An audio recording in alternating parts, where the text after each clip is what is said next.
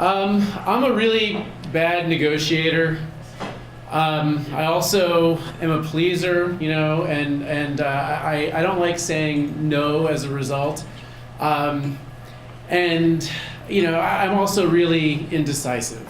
It's just, and so that's why I was shocked that I was sitting here at a settlement table in 2005 after the run-up, in the run-up to the great financial crisis of 2007, 8, 9, 10, 11, 12, and, I think we're still in it. It's just this giant stack of papers. And I'm the kind of guy, too, that when he travels, I just went to Iceland, for example, and, all I knew is I was going to Iceland. And when I get there, I'm like, I wonder what a guy does in Iceland. So here I am in front of this big stack of papers, and I'm just kind of like, holy shit, that's a lot of stuff to read. And they're like, no one reads this. This guy here is, just points out where you sign. And so I'm like, all right, so I'm going through this, and, another thing is, too, I'm kind of cheap, so I can't believe I'm buying an apartment, at this point in time.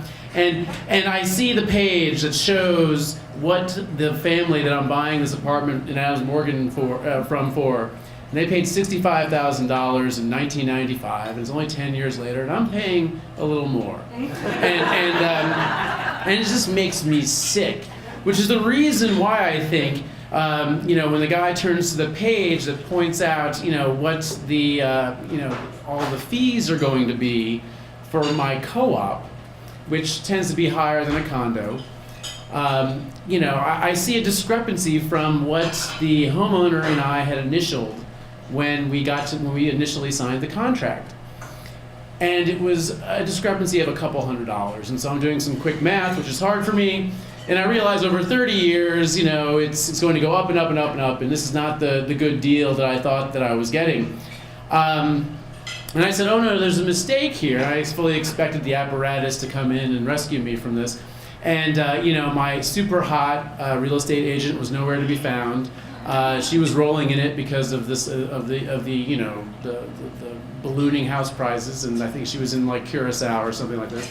So I'm here on my own. The lawyer guy doesn't give a shit. The nice, Latino family, that I'm replacing in our neighborhood via gentrification. I'm one of those guys too. Is just kind of all smiles because, this is the American dream in one day. But this discrepancy bugs me, and I say, I can't sign this. I don't want to be, on the hook for this, escalating fee over 30 years. I mean, I'm 31 in the prime of life. I can't be tied down.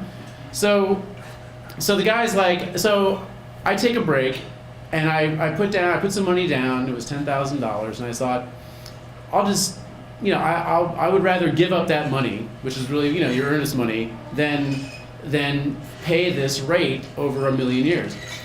You see, it gets longer in my imagination, and so, so the nice Latino families, they don't speak very good English, and they're kind of like, oh, but, we signed. I'm like, yeah, but we signed different things, I had a different impression, and no, but the listing had these other fees, And I went into my indecisive, hate to negotiate, yes man, kind of paralyzed mode, and I said, I will not sign.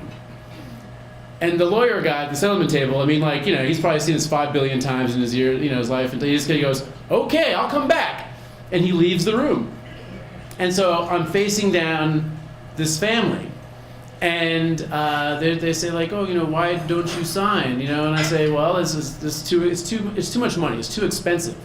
And so they get on the phone, they call in their real estate guy, and he's the hot male equivalent of my lady. And he comes in, and he's like, I thought we had a deal.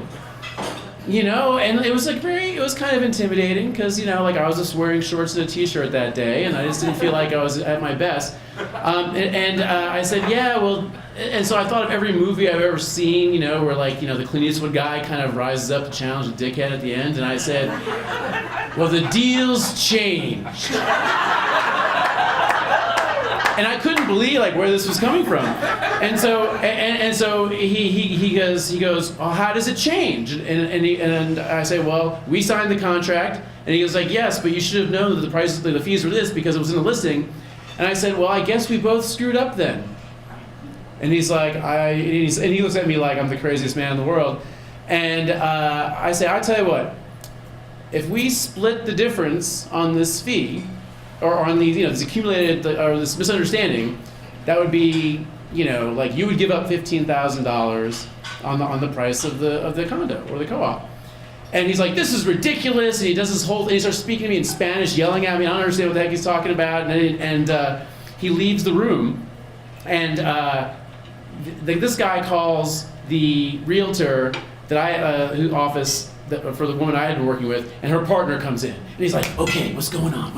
How can we get you to sign this deal? He's like, you're gonna love that place, and frankly, like, I didn't really know I was gonna love this place. It was like very poorly maintained. It needed a lot of work, and just generally, like, I feel like buying a beer for $7 is a ripoff, So imagine, everything's a ripoff in my life. So this is, I'm not sure I want to go ahead with this, but I'm so paralyzed by fear and cheapness that I basically just don't budge. I can't believe it. I don't budge. And what I didn't know is that these people had to go to another settlement for their dream home in Hyattsville after this. So they needed my money. So it took 3 hours, but they met me in the middle. And I don't know if I'll ever again make $5,000 an hour for my time.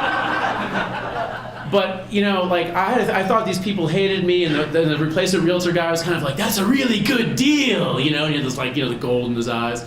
And it wasn't until I moved in that I realized that, this is just kind of like the game of life, because on the countertop in my new home was an envelope, and when I opened it up, it was a letter note from the family that moved out that said, thank you for making our dreams come true. Enjoy your new home.